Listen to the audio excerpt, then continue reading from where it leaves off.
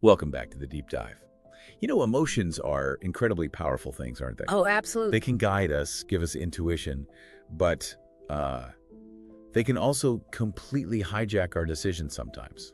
Just pull us way off course. hmm So what if, instead of just reacting, you can actually choose your response? That's the million-dollar question, isn't it? Exactly. And that's really our mission for this deep dive. We're going to unpack some really practical insights from Emotional Mastery, Right. a practical guide. The goal is to help you navigate your feelings more, well, effectively, Yeah. more intentionally. And that intentionality, that's just spot on. Because emotional mastery and the guide makes this really clear. It isn't about, squashing your feelings down or pretending they're not there. Right, not suppression.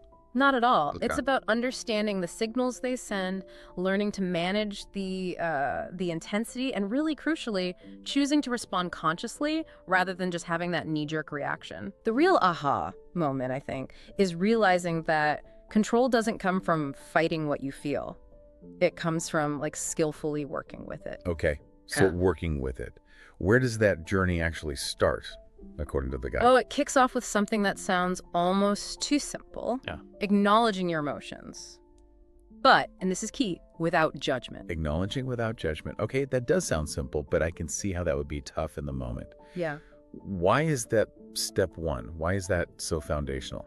Because that simple act of just noticing, okay, I'm feeling angry right now, or I'm feeling anxious, it does something quite profound internally. Yeah. It creates a little bit of mental space. You shift from being sort of completely drowning in the feeling. Right, consumed by it. Exactly. To becoming more of an observer of it, like watching a wave instead of being humbled by it. Ah, I see. So you're not the emotion, you're the one experiencing it. Precisely. And that little bit of detachment, that subtle shift, is the prerequisite for everything else. It's what allows you to then, say, create some physical space. Physical space. Okay, how does the guide suggest doing that? This is where it gets really concrete. Controlled breathing. Breathing. Yeah. Always comes back to the breath, doesn't it? It often does. The guide suggests a specific pattern. Inhale for 4 counts, hold for 4, and then a longer exhale for 6 counts. 4, 4, 6. 4, 4, 6. Okay. How does just breathing like that actually create space? Is it just about calming down? It's more than just calming down, though it does that too.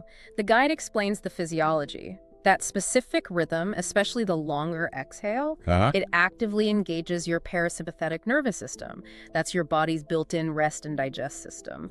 It tells your amygdala, the brain's alarm center, okay, false alarm, or at least let's dial it down. So it physically interrupts the stress response. Exactly. It literally buys your prefrontal cortex, your thinking brain, a few crucial seconds to come online before you just react automatically. It's like hitting pause on the emotional cascade. That makes sense. Yeah. A strategic pause button. So you've acknowledged, you've breathed, you've created that pause. Yeah. What's next? Separating the emotion from the action. This is huge. Feelings aren't facts. Precisely. Feelings are signals, data maybe, but they don't have to dictate what you do next.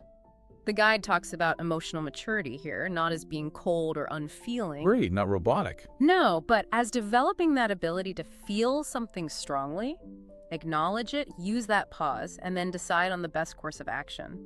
It's that gap between the feeling and the response. Okay, so how do we get better at creating that gap, especially when things feel really intense? Well, a big piece is understanding your own emotional landscape, specifically your triggers.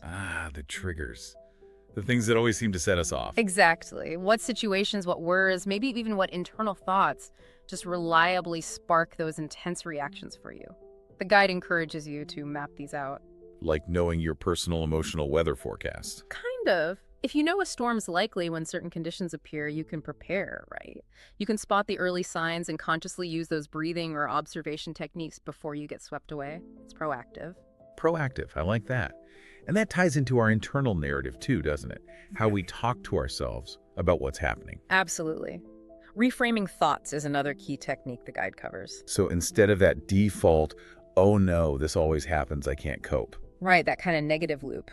The idea is to consciously challenge that and shift it. Maybe to something like, okay, this is challenging, yes, but I've handled tough things before, what can I do now? But that can be so hard in the moment when those old thought patterns are so ingrained. Does the guide offer tools for that? It does, yeah. It goes beyond just saying reframe.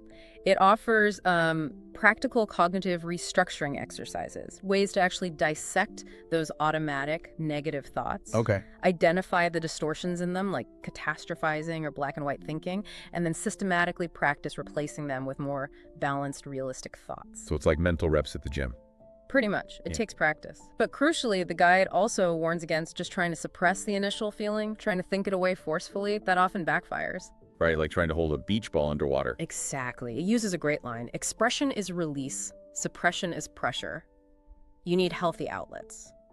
So find ways to express the emotion constructively. Yes. Whether that's journaling, talking it through with someone trusted, physical activity, creative work, finding a healthy channel is vital.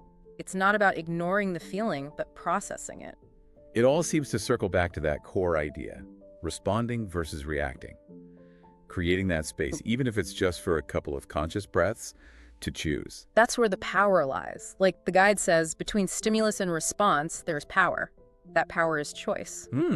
Powerful stuff. And really, that's the insight we hope you walk away with today. You can't always control the first feeling that pops up, maybe not instantly anyway, Right. but you absolutely 100% have the power to control your response to it. That's where true emotional strength comes from, that conscious choice, not pretending you don't feel things. It really is transformative when you think about applying even one of these ideas. Just noticing, just breathing differently. It could change your whole day, couldn't it? It really could. Little Yeah. hinges swing big doors. So we really encourage you, reflect on that idea, that space, that gap between stimulus and response. Think about the freedom there is in choosing your peace, or choosing integrity, or just choosing a more effective next step. Instead of that immediate, often regrettable reaction. Exactly. It's profound self-mastery, really. And as the guide puts it so well, and we couldn't agree more, master your emotions, master your life.